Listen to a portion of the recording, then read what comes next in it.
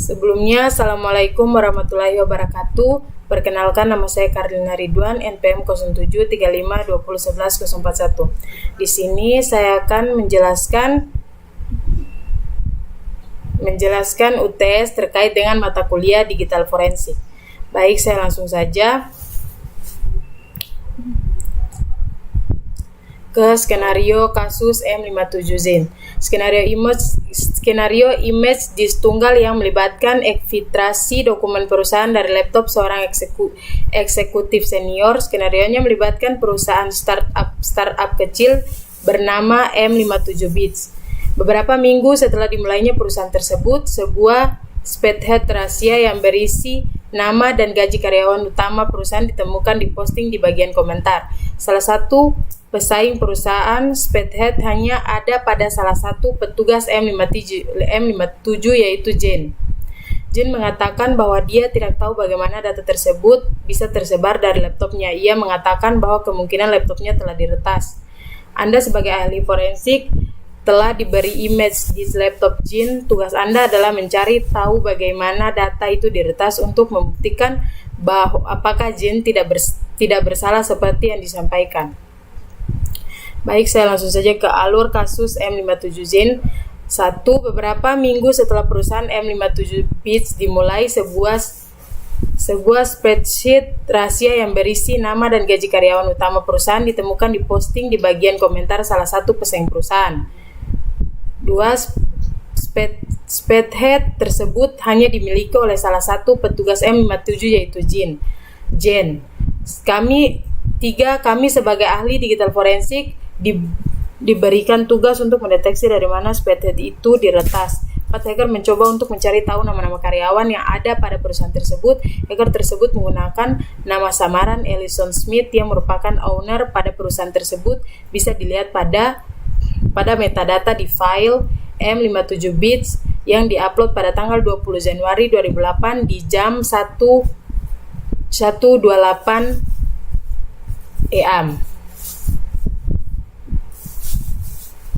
Bukti kasus M57Zen. Pada tanggal 20 Juli 2008 di jam 8, hacker mencoba menghubungi Jen dengan menggunakan nama karyawan di perusahaan tersebut yaitu Ellison dengan email Ellison M57Bits. Pesan yang berada pada email tersebut adalah hacker meminta data dari karyawan-karyawan yang ada pada perusahaan tersebut yaitu nama gaji dan social number SNS. 2. Setelah mendapatkan nama-nama tersebut di tanggal yang sama pada jam 12:03, hacker kemudian mengirimkan pesan lagi pada Jen yaitu ucapan terima kasih pada Jen karena sudah mengirimkan data-data karyawan tersebut dan memperingati Jen untuk tidak memberitahukan kepada siapapun. 3. Setelah mendapatkan nama-nama tersebut di tanggal yang sama pada jam 12, hacker kemudian mengirimkan pesan lagi kepada Jen yaitu ucapan terima kasih kepada Jen karena sudah memberikan data-data karyawan tersebut. Selanjutnya di tanggal yang sama pada pukul 12, Ellison menjawab email dari seorang yang bernama Alex. Ellison mengatakan bahwa nama email dia yang asli adalah Ellison M57Bits. Ellison mengatakan bahwa email dia sedang kehilangan konfigurasi atau kehilangan akses. Selanjutnya pada tanggal 21 Juli 2008 di jam 6:47, Ellison, seorang owner di perusahaan tersebut, mengirimkan pesan kepada Jen dan mengatakan sesuatu yang aneh sedang terjadi. Lalu bertanya sekali lagi kepada Jen, apakah engkau mengetahui sesuatu? Selanjutnya pada tanggal 21 Juli 2008 di jam 7:02, Jen mendapatkan pesan dari salah satu karyawan kantor yaitu Bob. Bob adalah seorang programmer working yang ada di perusahaan tersebut. Bob bertanya kepada Jen, apakah Jen mengetahui bahwa kode karyawan Bob telah terposting di internet. Seorang telah mengirimkan email dan mengatakan bahwa kode karyawan Bob sudah terposting dan Bob tidak mengetahui hal ini. Selanjutnya, berdasarkan beberapa bukti Di atas terdapat beberapa perbedaan yang disignifikan. Hacker menggunakan nama samaran dari karyawan perusahaan, yaitu Ellison. Dapat kita lihat pada nama email yang digunakan pada hacker tersebut, yaitu George, sedangkan email yang asli bernama Ellison.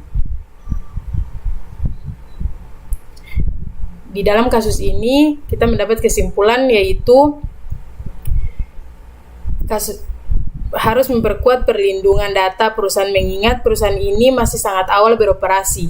Oleh karena itu, perlindungan data harus menjadi prioritas utama bagi perusahaan, termasuk kebijakan pengamanan ketat, enkripsi data, pemantauan aktif terhadap aktivitas jaringan, dan pelatihan karyawan tentang praktik keamanan cyber yang baik. Pentingnya meningkatkan keamanan sistem.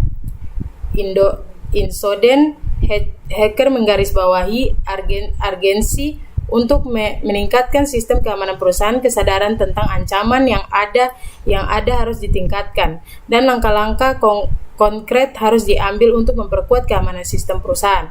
Berdasarkan bukti-bukti di atas, Jin mengatakan di kasus sebelumnya bahwa laptopnya diretas, namun yang terjadi tidak demikian. Jin justru keliru dalam menanggapi email yang masuk. Seharusnya dia tidak langsung mempercayainya dan langsung mengirimnya data-data perusahaan. Dalam kasus ini, Jin sebenarnya tidak bersalah. Perusahaan harus lebih memperkuat data para karyawan dan praktik keamanan cyber yang baik.